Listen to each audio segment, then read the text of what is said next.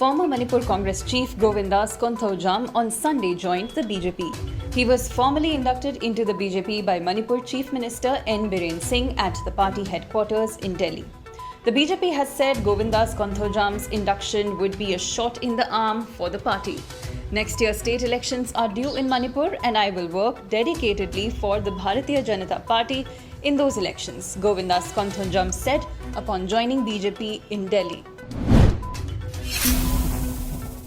The Supreme Court on Thursday will hear a clutch of petitions seeking a special investigation into the Pegasus scandal involving allegations that opposition politicians, journalists and others were targets of the Israeli spyware.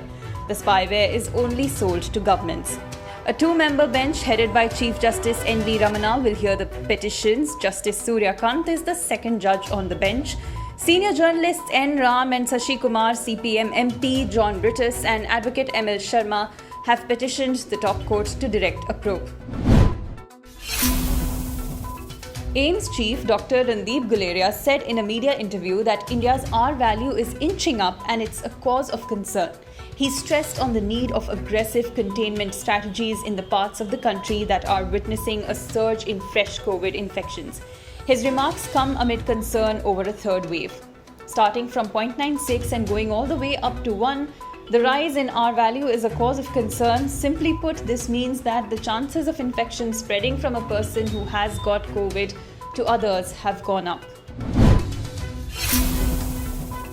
Rajasthan police on Sunday arrested Bharatiya Janata Party Member of Parliament from Rajya Sabha Kirori Meena for disturbing the peace and said the tribal leader had sneaked into Ambagarh Fort and unfurled a white-coloured tribal flag despite police restrictions. Meena's act was a show of protest against independent MLA Ramkesh Meena, who is accused of having removed a saffron flag from the fort a few days ago and planning a rally accusing Hindu outfits of interference in the culture of the tribal community.